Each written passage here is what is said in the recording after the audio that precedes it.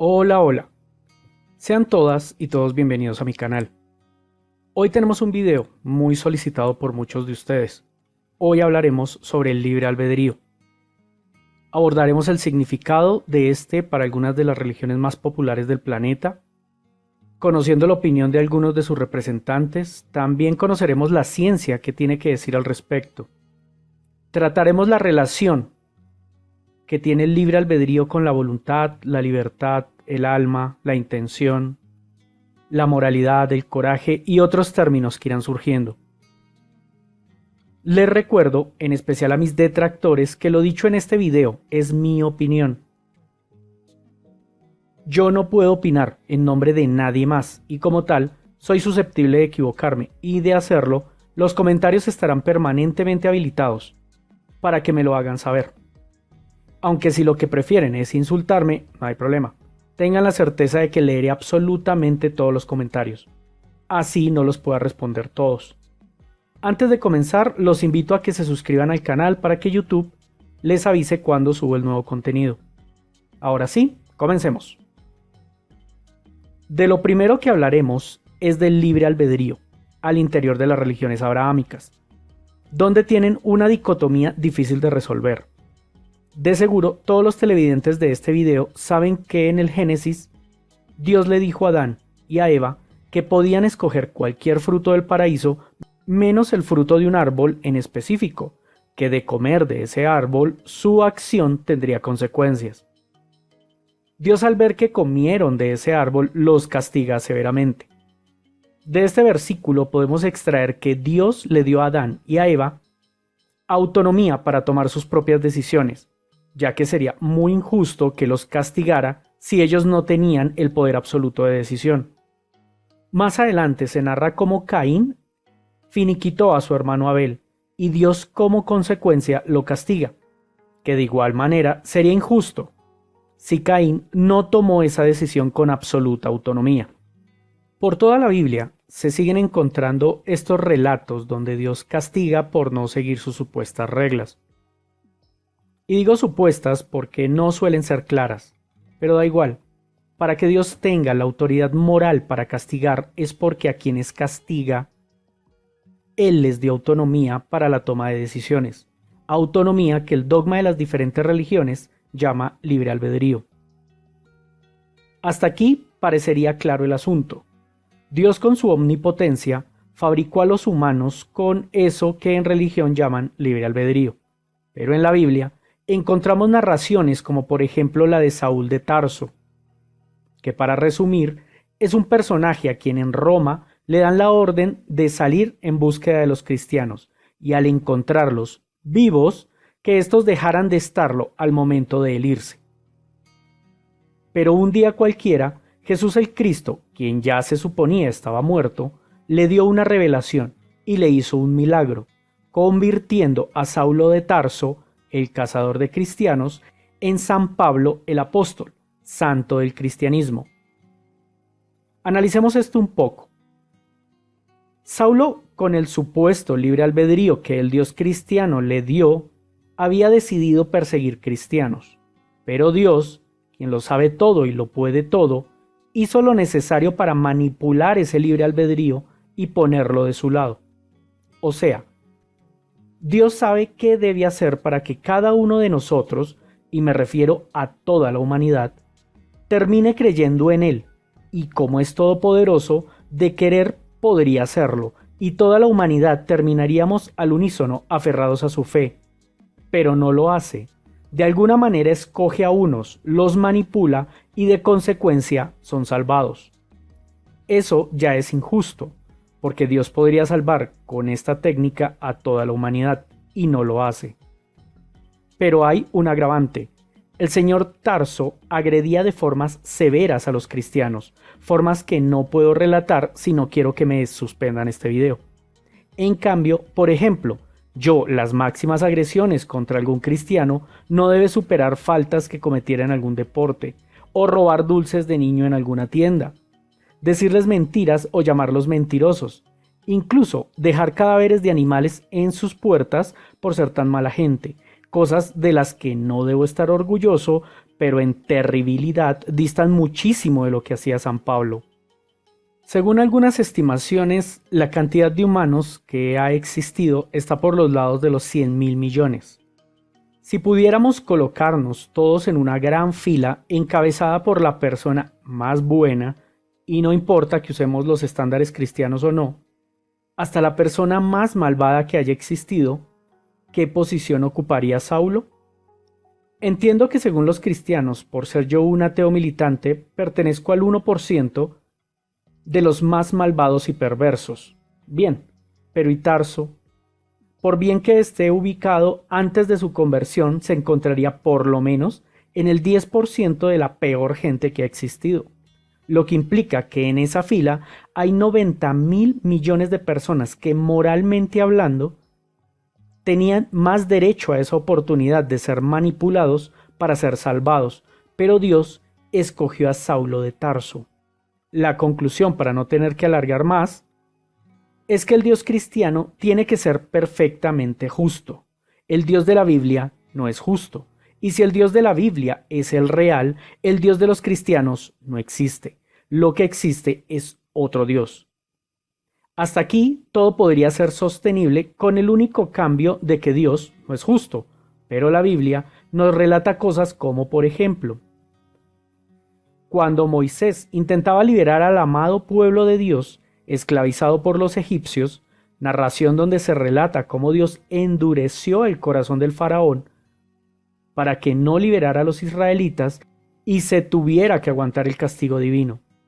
Una cosa es manipular el libre albedrío de alguien para que ese alguien obtenga un beneficio, pero una cosa radicalmente opuesta es manipular el libre albedrío de una persona para que esa persona obtenga un perjuicio. Y peor aún, un perjuicio tan severo y para tantos inocentes.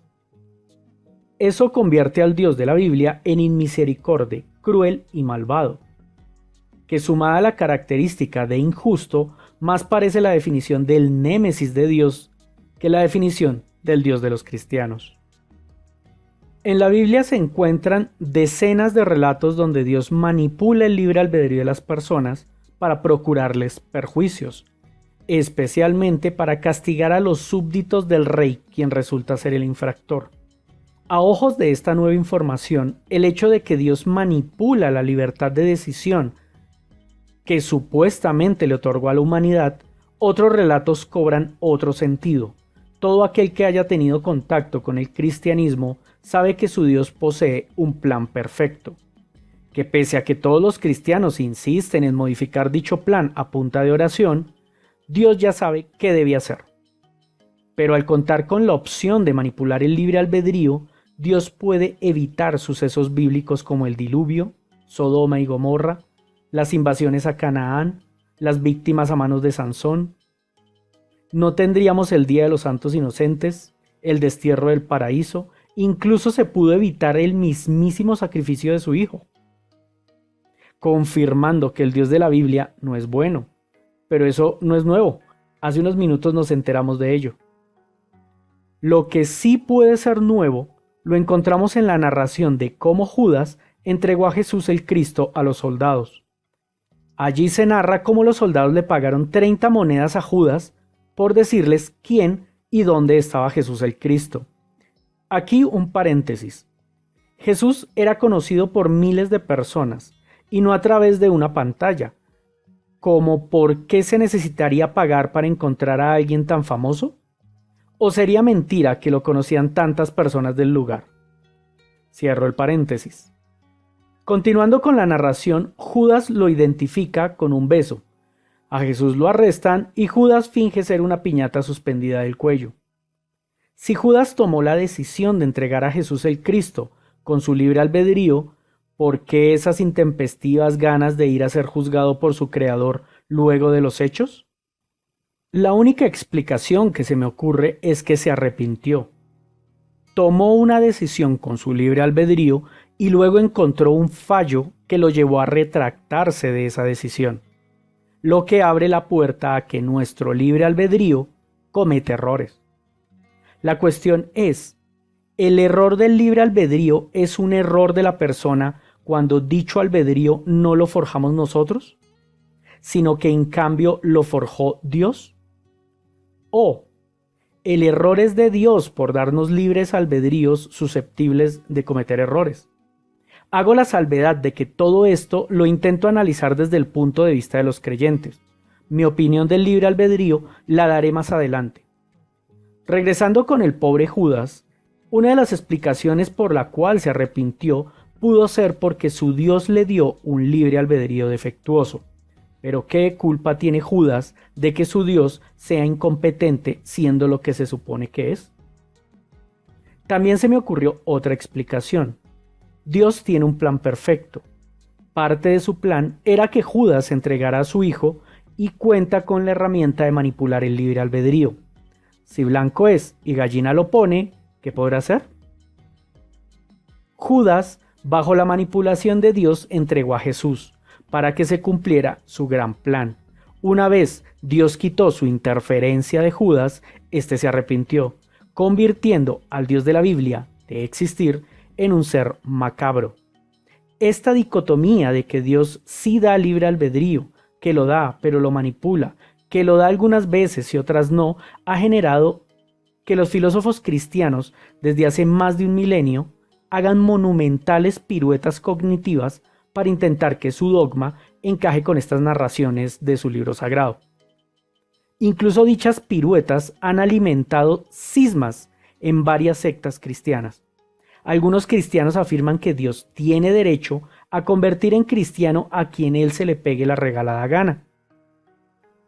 Es el creador de absolutamente todo y por conexión lógica, según ellos, es dueño de todo y de todos, dándole derecho de hacer y deshacer como él lo prefiera. Estos cristianos más parecen víctimas con síndrome de Estocolmo que felices feligreses de un Dios amoroso.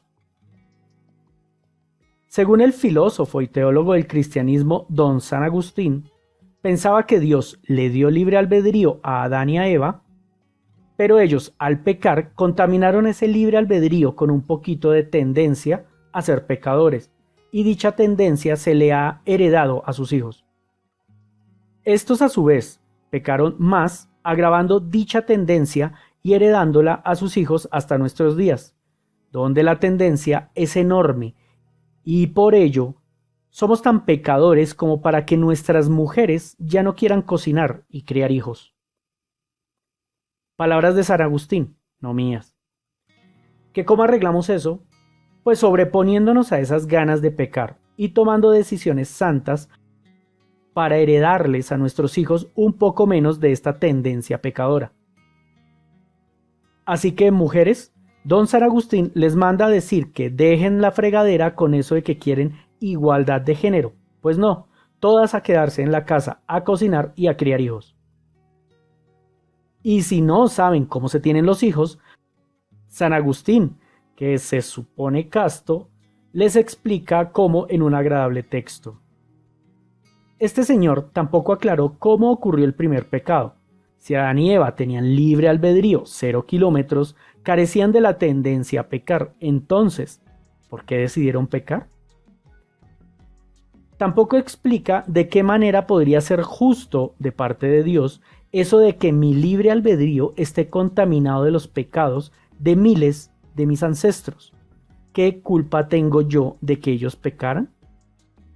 Es verdad que la opinión del señor Agustín no explica por qué Dios manipula el libre albedrío a favor o en contra de su víctima, pero es la eminencia del cristianismo y debía mencionar su opinión.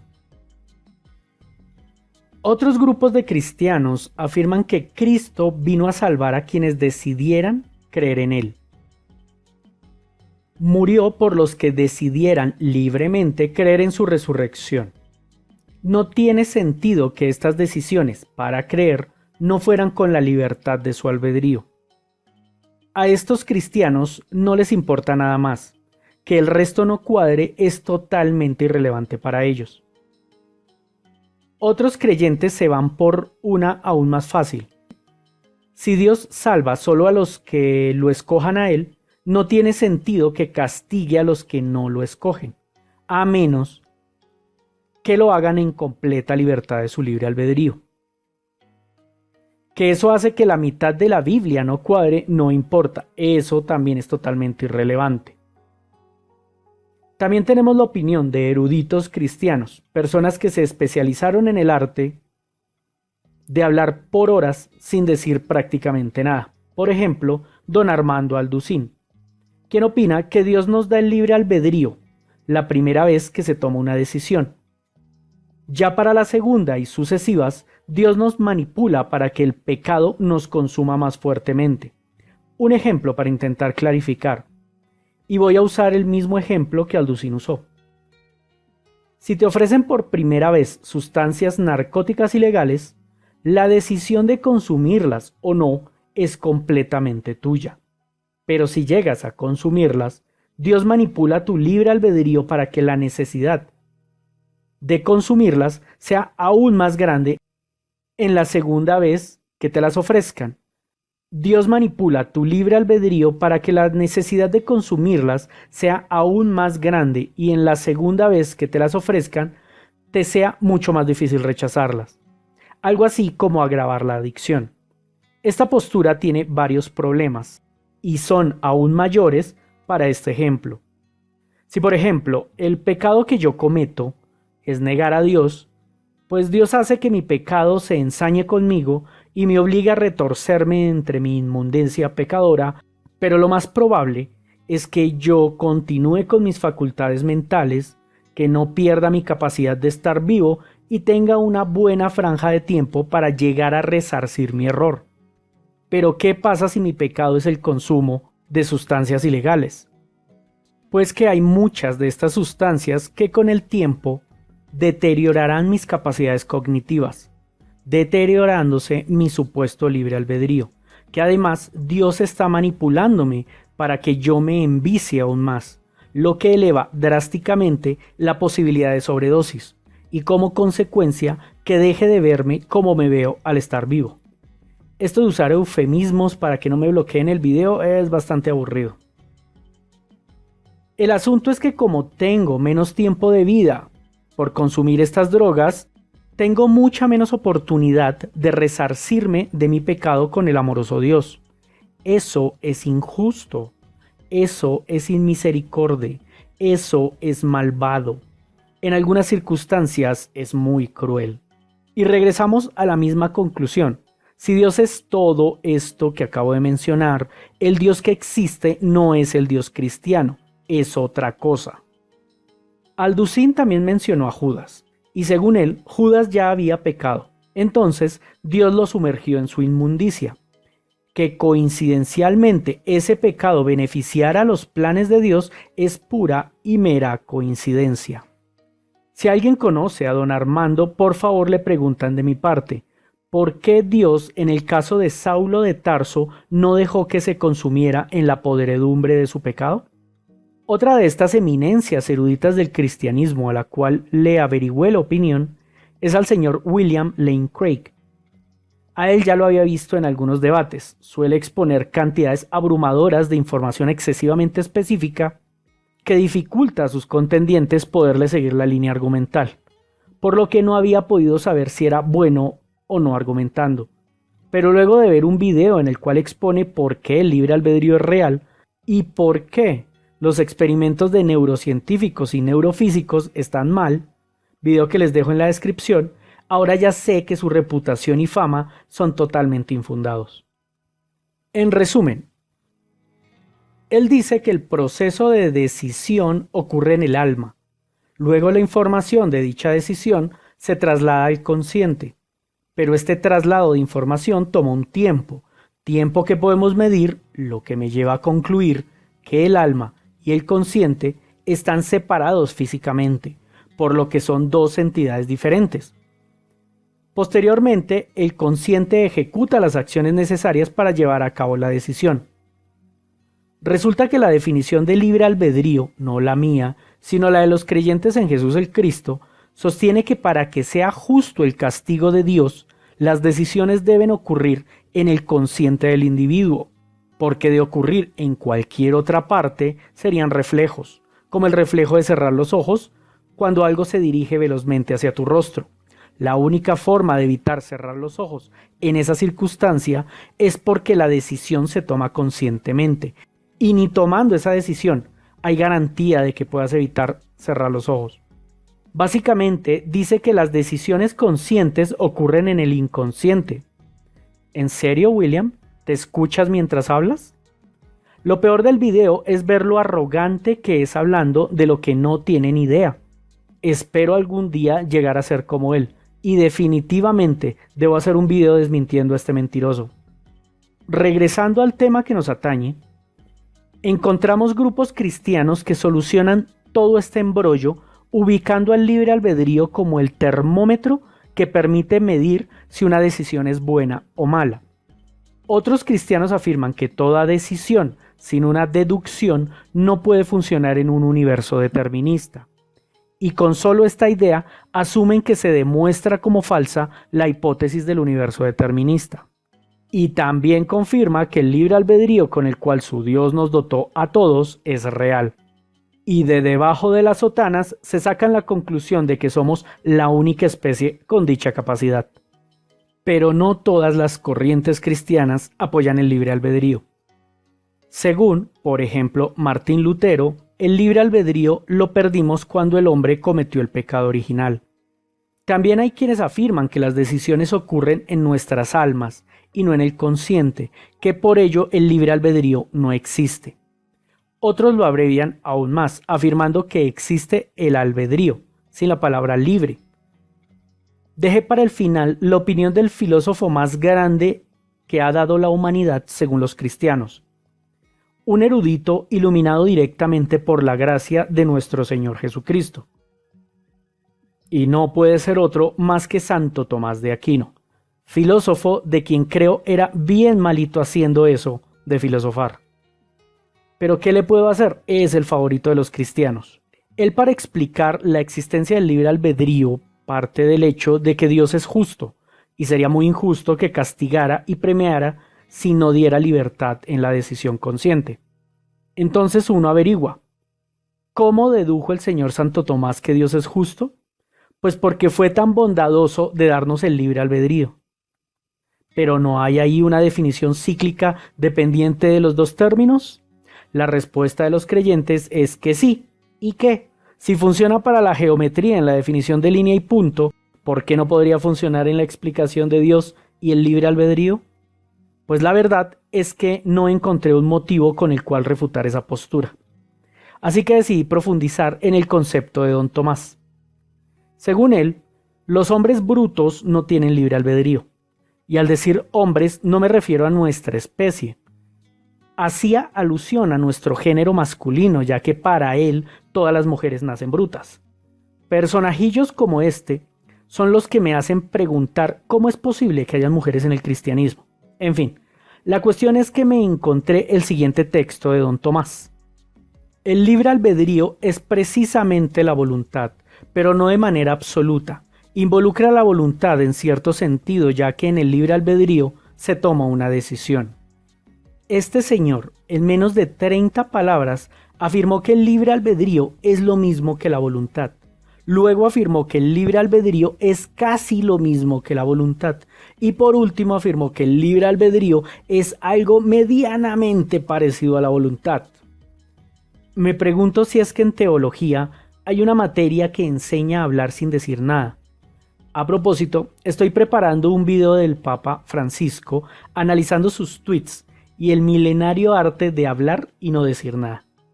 A continuación encontré una larga verborrea, que la verdad creo que no decía nada, y remató con la siguiente argumentación. Un ojo no se puede ver a sí mismo y eso es porque el ojo es físico. Como la conciencia es consciente de mí, yo, Tomás de Aquino, la única explicación que encuentro es que la conciencia sea un fenómeno no físico, y la única procedencia de un fenómeno no físico es la autoría divina. Como Santo Tomás es santo, y eso en el cristianismo le otorga poderes desde el más allá, es posible que él llegue a escuchar esto que me gustaría decirle.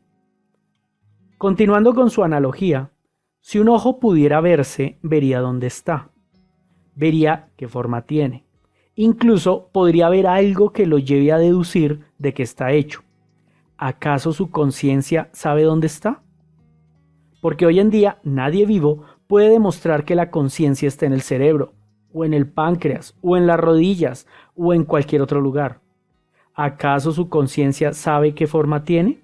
Porque actualmente nadie vivo tiene la más mínima idea de qué forma es la conciencia. ¿Acaso su conciencia sabe de qué está hecha?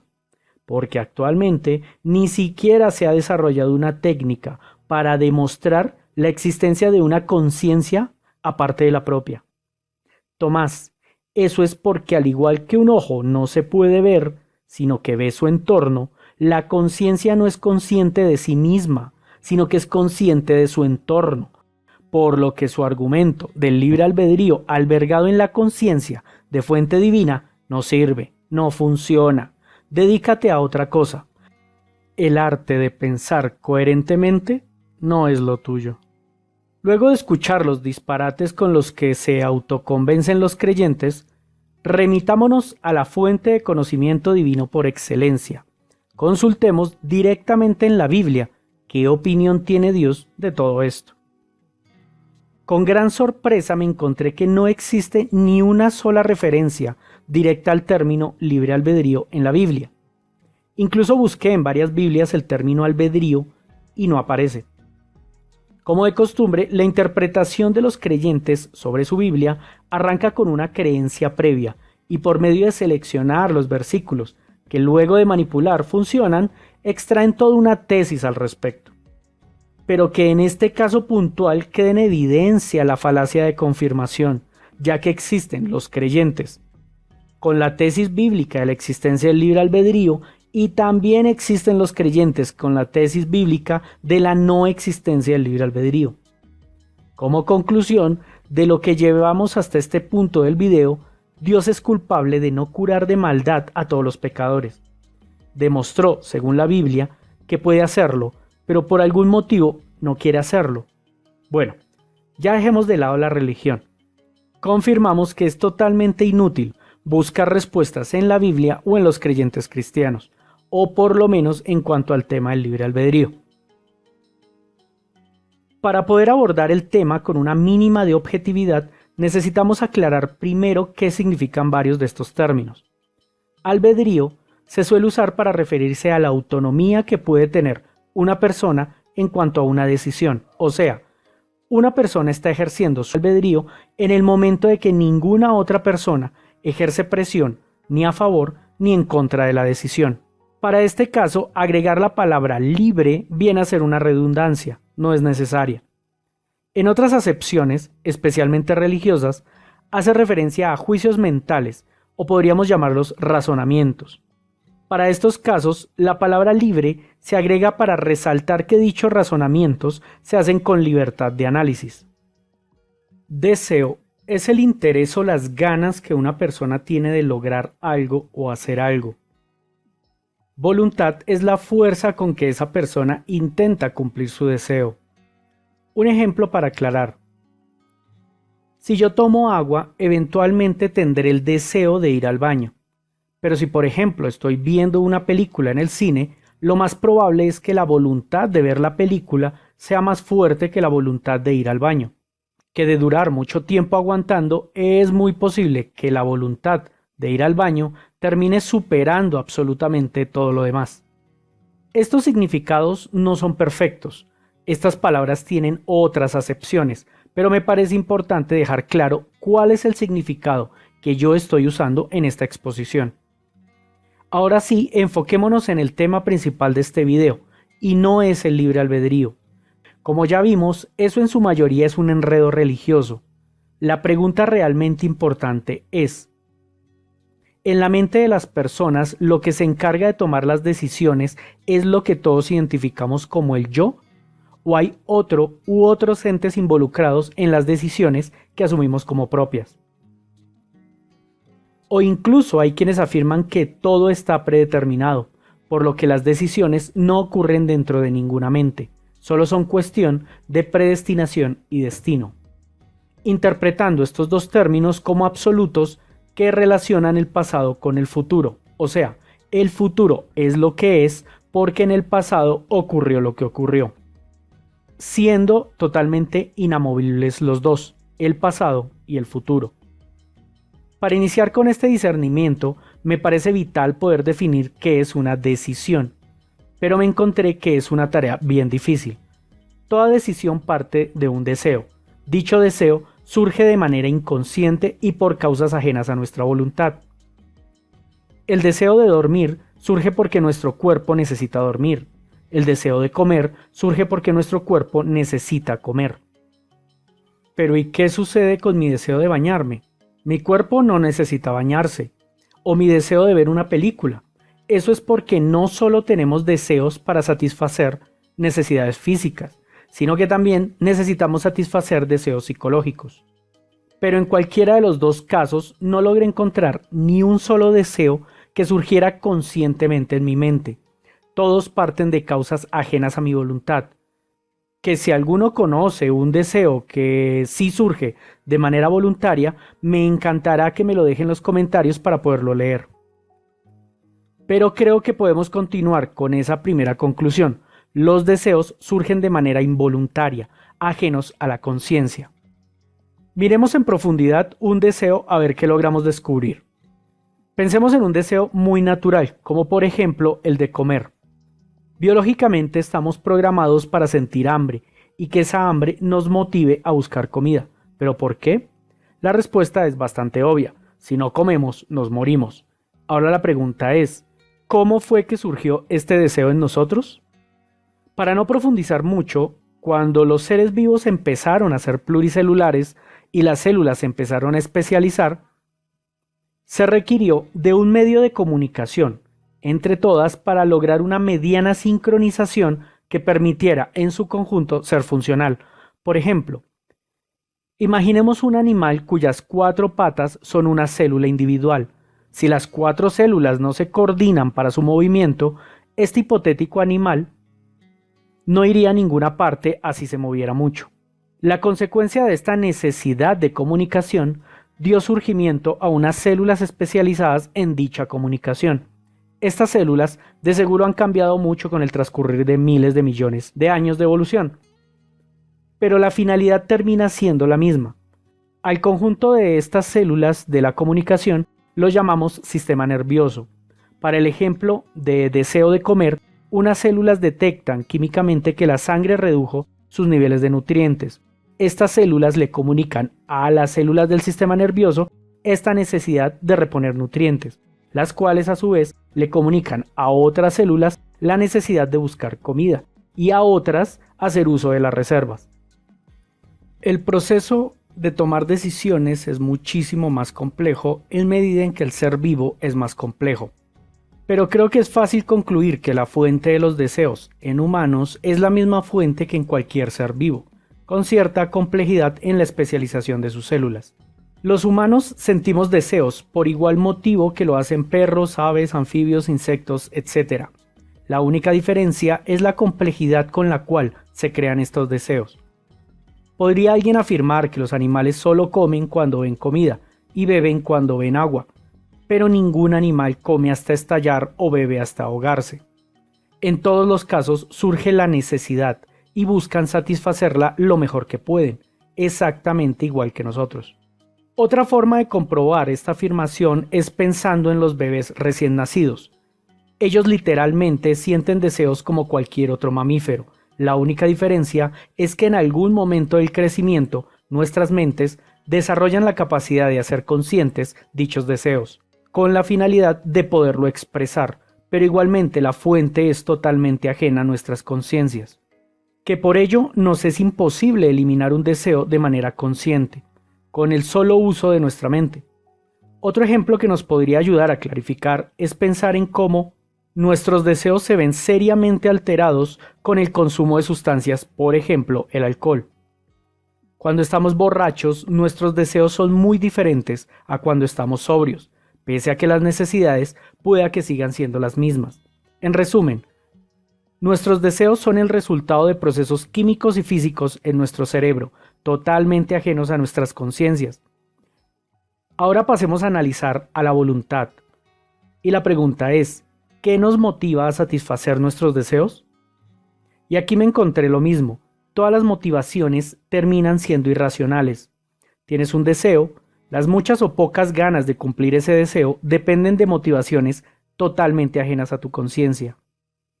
Por ejemplo, supongamos que tienes el deseo de comer helado, pero satisfacer ese deseo te significa levantarte de la cama, ponerte una chaqueta para salir, ir a buscar dinero para comprar el helado, pensar a qué heladería ir y caminar el correspondiente trayecto. Tu voluntad de hacer lo necesario para comer helado dependerá de la motivación que te causa imaginar que lo comes, menos la desmotivación de tener que hacer todo lo necesario para conseguirlo. Esto sobresimplifica muchísimo, pero es fácil ver que la motivación de la imaginación y la motivación de la pereza son motivaciones que no dependen del consciente de la persona. Ahora hablemos de la decisión, que en su significado más simplista es el acto en el cual se selecciona una de entre varias opciones. Antes de continuar, quiero definir otro término, el cual agrupa tres: sensación, emoción y sentimiento. Suele dárseles un trato diferente a cada uno de estos, pero desde el punto de vista de este análisis, creo que podemos agruparlos con el término estímulo. Para el cerebro, desde el punto de vista físico y químico, tanto las sensaciones como las emociones y los sentimientos no dejan de ser más que estímulos, unos positivos y otros negativos. Con esta nueva simplificación podemos resumir que una decisión es el resultado de sopesar todos los estímulos, tanto positivos como negativos, asociados a un deseo. Y aquí llegamos de nuevo a la misma conclusión. La parametrización necesaria de los estímulos que nos llevan a las decisiones ocurren en un nivel de análisis inconsciente, y es fácil verlo. Tú no decides cuál es tu sabor de helado favorito. Tampoco decides cuál es tu sabor de helado más odiado. Tampoco decides cuántos sabores de helado conoces. Tampoco decides cuántas ganas de refrescarte tienes. Todo inicia con los deseos, que ya vimos que son inconscientes, los cuales desencadenan decisiones igualmente inconscientes, y estos a su vez desencadenan más decisiones inconscientes. A lo máximo que podemos aspirar es a volver consciente el resultado de una decisión ya tomada por el inconsciente. Por un momento pensé que sería posible traer al consciente una de esas decisiones y modificarla conscientemente. Pero caí en cuenta que dicha modificación también sería consecuencia de sensaciones que sí que agregué de manera consciente, pero dichas sensaciones se forjaron en mi mente de igual manera inconscientemente. Para este punto me es bastante claro afirmar que las decisiones no pasan por nuestro razonamiento. Básicamente somos máquinas conductuales con algoritmos de programación altamente complejos. A quienes llegaron hasta aquí y se sienten aún incrédulos, les tengo varios experimentos que pueden ayudar a clarificar el asunto. Por ejemplo, pensemos en el marketing. Si nosotros usáramos el razonamiento para tomar nuestras decisiones, entre ellas las decisiones de compra, el marketing no funcionaría, pero no es así. Hay personas que se especializan en técnicas cuya finalidad es convencer a grandes grupos de personas comprar productos y servicios, haciendo uso de la manipulación emocional y las fallas de percepción de nuestros cerebros. También podemos encontrar que nuestros cuerpos toman decisiones en otros lugares que no son nuestro cerebro, y lo hacen de la misma forma, sopesando estímulos. Pensemos solo en los procesos que involucra el sistema inmunológico. Cuando el cuerpo desarrolla la estrategia para defenderse de algún parásito, son un montón de células tomando decisiones, de las cuales ninguna o casi ninguna llega al cerebro. Creo que podemos afirmar que tu cuerpo hace parte de ti, y también podemos afirmar que la fiebre que se autoinflige no es una decisión consciente tuya. Otro experimento. Tomemos una decisión que hayamos tomado últimamente. En una hoja de Excel, listemos todas las variables que podamos encontrar y al frente coloquemos un número positivo si la variable es pro hacerlo y un número negativo si la variable es pro no hacerlo. Al final, la suma debe dar acorde con la decisión. Un número positivo indica que lo hicimos, un número negativo indicaría que no lo hicimos. Ahora comparemos cómo el computador tomó la decisión y cómo nosotros tomamos la decisión. Básicamente ocurre lo mismo. La diferencia es que el PC sopesó valores numéricos positivos y negativos, en cambio nuestros cerebros sopesan estímulos positivos y negativos. En los dos medios estuvo involucrado un algoritmo, y yo sé que los creyentes aquí brincaron a decir, ¿y quién más que Dios pudo programar ese algoritmo en nuestros cerebros? Pero no.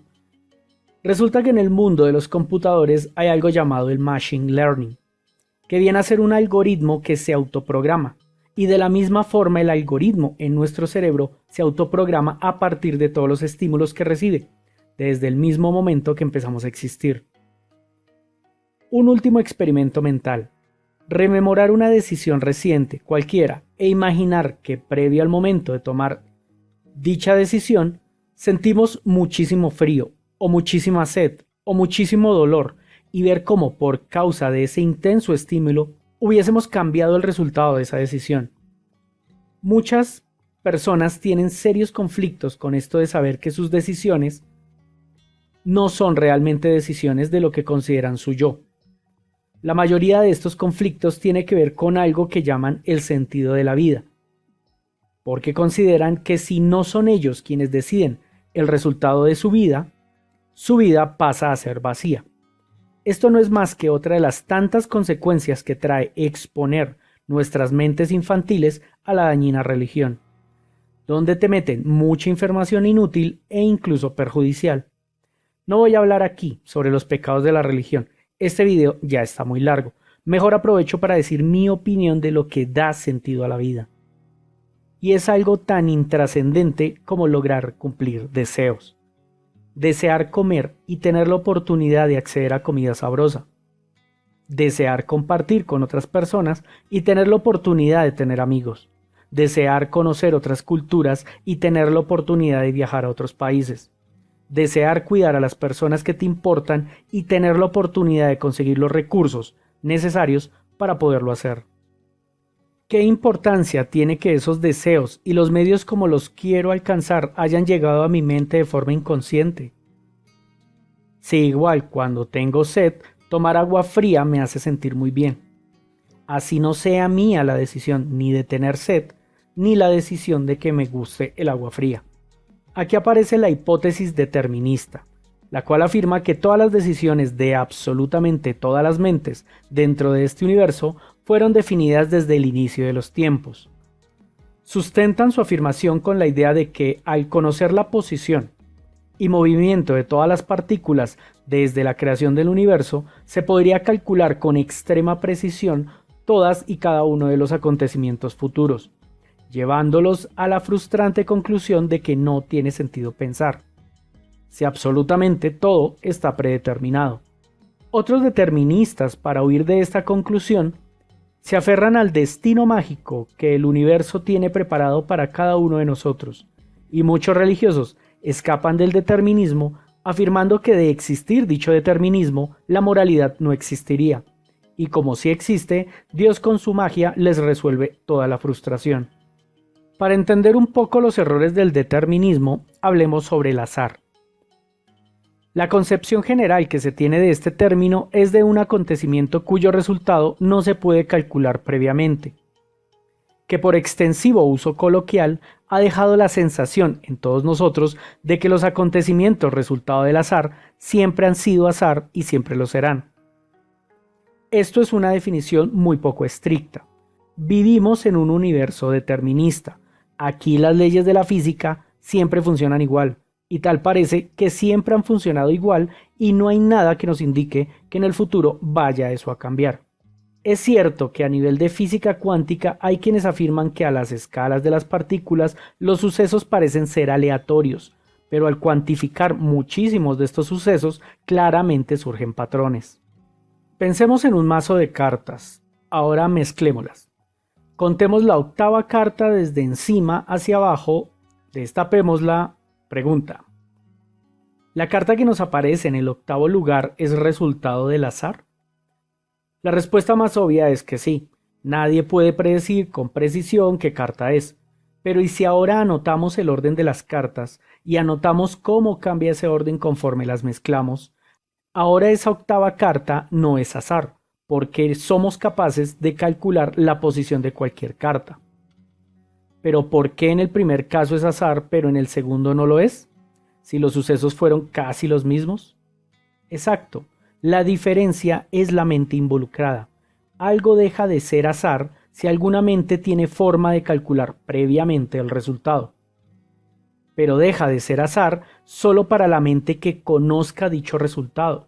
Por ello, en un juego de cartas, para algunos jugadores podría ser azar, y al mismo tiempo para otros jugadores no serlo. Ahí están los creyentes brincando. Dios lo sabe todo y entonces nada es azar. No. Fijamos que Dios existe y lo sabe todo.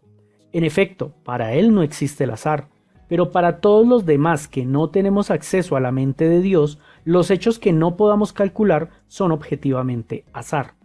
Entonces, la conclusión es: vivimos en un universo en el cual todo indica que es determinista, pero todos los acontecimientos dentro de ese universo, mientras no podamos predecirlos, son objetivamente azar. Ahora, hablemos del tema más importante de esta charla. Si nuestras decisiones no son realmente nuestras, entonces, ¿no somos responsables de nuestros actos? ¿Y viene a ser inmoral que castiguemos a los infractores de las leyes? Para que el tema sea de más fácil entendimiento, usemos un ejemplo. En Colombia tenemos a Garavito. No puedo decir su nombre completo ni decir qué hizo, porque me bloquearían el video. Pero solo es que googleen con la palabra monstruo y colombiano.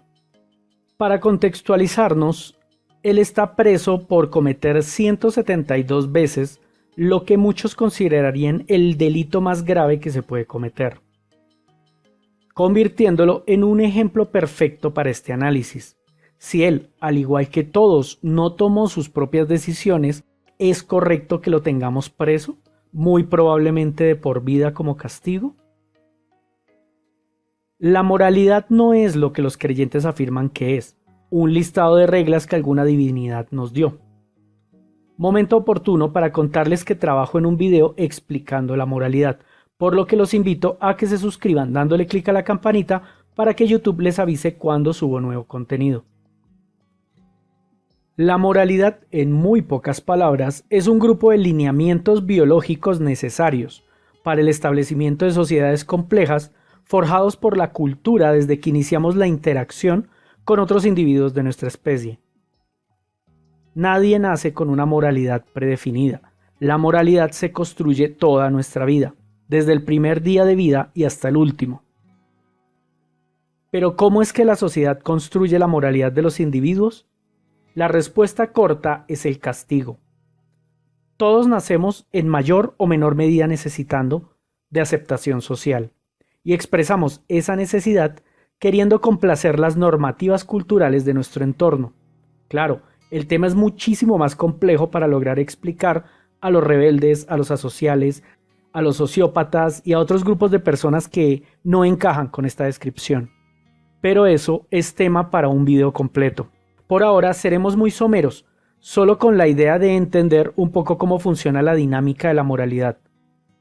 Desde que somos apenas un bebé, aprendemos a través de castigos qué significa malo para nuestro entorno social, y si una conducta no genera castigo, lo interpretamos como no malo. Y nótese que no uso la palabra bueno, y eso es porque biológicamente hablando no estamos programados para buscar lo agradable, lo satisfactorio, lo bueno. En realidad estamos programados para buscar evitar el dolor, el sufrimiento, el daño. Durante la vida estamos expuestos a múltiples castigos, desde la falta de atención de nuestro entorno social, pasando por castigos que involucran violencia, castigos que reprimen libertades asumidas, etc. Todos funcionan de igual manera en nuestras mentes. Son, en muy pocas palabras, sensaciones intensas negativas, que desprenden respuestas como el miedo. Al igual que un niño curioso mete el dedo en el fuego, y la sensación intensa negativa de dolor le genera una respuesta de miedo a quemarse de nuevo. Por ello, la próxima vez que vea una llama, ya no meterá el dedo. De igual forma, el entorno social castiga a las personas que infringen sus normas de diversas formas, para generar estas respuestas de miedo y evitar que los individuos actúen de nuevo en contra de la normativa. Esto aplica desde entornos sociales, familiares, hasta los grandes entornos sociales que hoy llamamos países. Así se forja la moralidad. Un dato curioso, el cual me hace creer que estoy bien encaminado por el lado de entender cómo funciona, es que todos los mamíferos con sociedades medianamente complejas usan esta metodología para que sus nuevos integrantes aprendan las reglas de interacción social.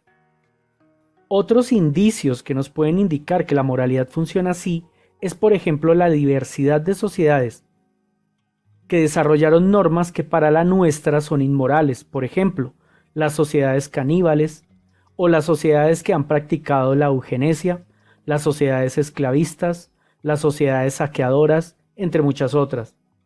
Todas sociedades con estándares morales diferentes, pero igual de reales. Otro indicio lo podemos encontrar en la moralidad de las guerras. La moralidad de las sociedades que están enfrentadas en batalla es muy diferente a la moralidad que las sociedades tienen cuando no están enfrentadas en guerra. Y esto solo puede ser posible porque la moralidad evoluciona y se adapta a las nuevas circunstancias del individuo. Un caso moralmente conflictivo es el de los niños que son involucrados desde muy pequeños en la guerra.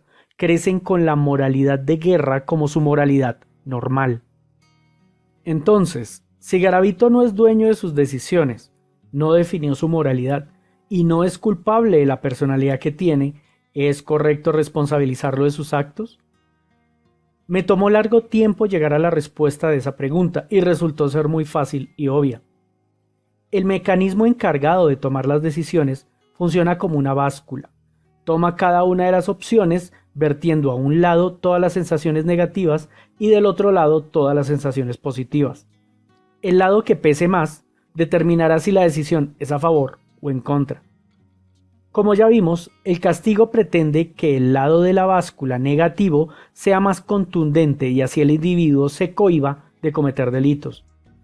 Bajo circunstancias normales, las consecuencias de los delitos suelen ser suficientes para que la mayoría de las personas no los cometan. Pero para ello deben estar informados de qué actos tienen qué castigos, y al poseer este conocimiento se tornan responsables de las consecuencias de sus actos. Al igual que un padre al saber que su hijo está a su cargo, se vuelve responsable directo de los actos del pequeño. Esto tiene muchas variantes. Por ejemplo, si el castigo de pena capital no disuade a alguien de cometer un delito, es muy probable que este alguien sea un sociópata o un psicópata, personas en cuyo caso el castigo no funciona como método para forjar una moralidad. Pero al estar informados de las consecuencias de sus actos, son totalmente responsables como para asumir dichas consecuencias. Yo no creo en la pena capital. Para estos casos considero correcto la cadena perpetua, no como castigo, sino como método de protección para los demás integrantes de la sociedad. Regresemos con Garavito. Ya vimos que él sí es responsable como para asumir el castigo que la sociedad le impone, pero la sociedad ¿no tendría también algo de responsabilidad por no desarrollar mecanismos que forjen moralidad en estos grupos especiales de personas? Imaginemos que a Garavito se le hubiera realizado un estudio psicológico en su adolescencia, donde es muy posible que se le descubriera su trastorno mental, el cual imposibilita que el castigo le ayude a forjar una moralidad. Si por compasión se le hubiese suministrado un tratamiento psicológico y psiquiátrico, ¿será que se habría evitado lo que él hizo? Yo creo que sí. Hay muchas personas que pese a tener el trastorno no terminan siendo psicópatas, así que debe haber algo que se puede hacer por mejorar las circunstancias tanto de las víctimas como de los victimarios. Y si al final no se puede hacer nada, me parece igualmente inmoral no intentarlo y aprender del proceso. Mi mayor conclusión, luego de este estudio, es que somos máquinas biológicas de conductas, que requerimos ayuda de nuestros entornos sociales para que nuestros cerebros queden bien programados, para la autobúsqueda de satisfacer necesidades sin que eso implique hacerle daño a los demás. Unas conclusiones secundarias ya para terminar. Los creyentes la tienen muy fácil, solo deben demostrar que una decisión en específico se hace con el uso de lo que ellos llaman libre albedrío para demostrar que están en lo correcto, pero dicha demostración brilla por su ausencia. Y los creyentes que afirman que no existe el libre albedrío, que expliquen por qué Dios tendría autoridad moral para castigarnos si nuestras decisiones no son nuestras. Las personas que cambian de religión cambian de moralidad. Las personas que cambian de cultura cambian de moralidad. Si fuera real el libre albedrío, nos vestiríamos al azar o nunca podríamos decidir cómo vestirnos. Si el libre albedrío fuera real, no existiría el trastorno por estrés postraumático, y de ser así, no existirían los traumas. Si el libre albedrío fuera real, las matemáticas que explican el comportamiento de grandes grupos de personas no funcionarían, siendo la verdad que inquietan lo precisas que pueden llegar a ser. Las personas no somos buenas porque decidamos ser buenas. La mayoría somos buenas porque biológicamente estamos predispuestos a ser empáticos, con la finalidad de armar sociedades complejas. Solemos pensar que todos los actos de los demás son conscientes, pero no tenemos en cuenta que la gran mayoría de nuestros propios actos son impulsivos e inconscientes. Elegir racionalmente requiere de mucho esfuerzo y tiempo, lo que sería contraproducente para sobrevivir en medios hostiles, en los que decidir rápido significa sobrevivir.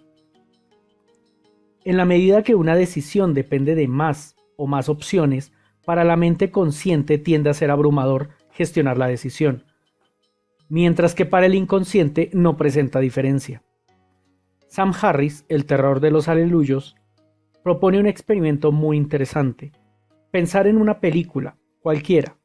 Una vez se tenga definida, intentar deducir por qué fue esa la película que se escogió, y no cualquier otra. Varias capas del procesamiento de la información se realizan fuera del consciente.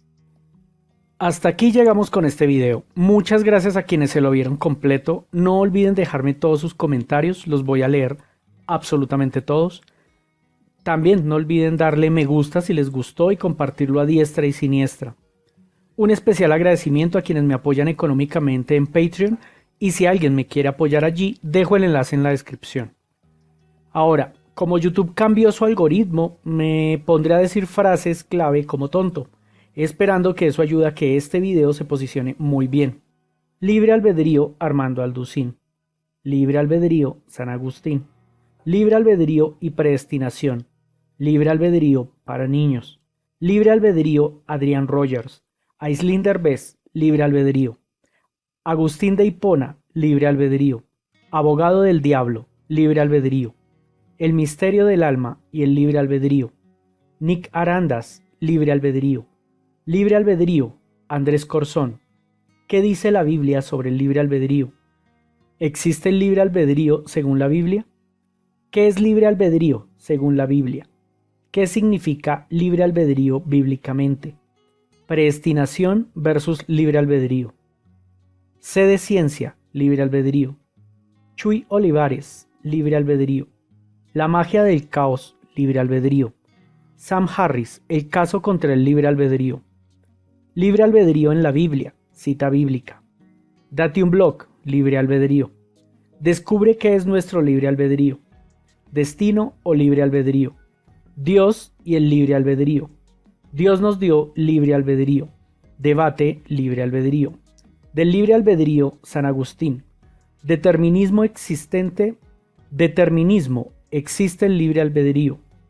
Doctrina del libre albedrío. Ley de atracción y libre albedrío. El libre albedrío. El libre albedrío no existe. Filosofía, libre albedrío. Existe el libre albedrío, filosofía. Hipnosis Morfeo, libre albedrío. Hay libre albedrío. Sin trucos humanos, libre albedrío. ¿En qué parte de la Biblia habla del libre albedrío? Stephen Hawking, libre albedrío. El libre albedrío es una ilusión. Libre albedrío según la Iglesia Católica. Javier Santaolalla, libre albedrío. Juegos de libre albedrío. Cábala, libre albedrío. El libre albedrío, un esclavo. Libertad y libre albedrío. La mentira del libre albedrío. Neurociencia y libre albedrío. No tenemos libre albedrío. Miguel Núñez, libre albedrío. ¿Por qué no existe el libre albedrío? Omnisciencia y libre albedrío. Paradoja del libre albedrío. 5 preguntas incómodas sobre el libre albedrío. El problema del libre albedrío. Aisling Derbez Podcast Libre Albedrío. Quantum Fracture Libre Albedrío. Redes Libre Albedrío. ¿Realmente tenemos libre albedrío? Santo Tomás de Aquino Libre Albedrío. Sálfate Libre Albedrío. Teoría del libre albedrío. Libre albedrío versus destino. Xiomara Villanueva Libre Albedrío. La soberanía de Dios y el libre albedrío. Libertad, libertinaje y libre albedrío. Libre albedrío, Adán y Eva. Libre albedrío, Biblia libre. Libre albedrío, Biblia cristiana. Libre albedrío, budismo. Libre albedrío, Biblia Reina Valera 1960. Libre albedrío, curiosamente. Libre albedrío, Calvino. Libre albedrío, Sede Ciencia. Libre albedrío, Catecismo. Libre albedrío de Los Ángeles. Libre albedrío de Dios. Libre albedrío, Dallas. Libre albedrío, El abogado del diablo. Libre albedrío, explicación. Libre albedrío, existe. Libre albedrío, en Edipo el Rey. Libre albedrío es una ilusión. Libre albedrío, física cuántica. Libre albedrío, Génesis. Libre albedrío, historia. Libre albedrío, Islam. Libre albedrío, ¿qué es? Libre albedrío, Lutero. Libre albedrío, la Biblia dice. Libre albedrío, Martín Lutero. Libre albedrío, Miguel Ángel. Libre albedrío, moralidad y voluntad. Libre albedrío, Nuevo Testamento. Libre albedrío, opinión. Libre albedrío, Santo Tomás de Aquino. Libre albedrío, según la ciencia. Libre albedrío, textos bíblicos. ¿Tenemos libre albedrío? Libre albedrío, Padre Luis Toro. Libre albedrío, versículos bíblicos. Libre albedrío y libertinaje. Libre albedrío, conciencia. Ey, espera. Si te aguantaste hasta aquí el video, te tengo una sorpresa. Ahora trabajo en el proyecto de lanzar una nueva criptomoneda y necesito un pequeño grupo de personas para hacer las pruebas técnicas. Si te interesa participar, escríbeme al correo que dejo en pantalla. Son muy pocos cupos, por lo que te pido que no le cuentes a nadie. Chao, chao.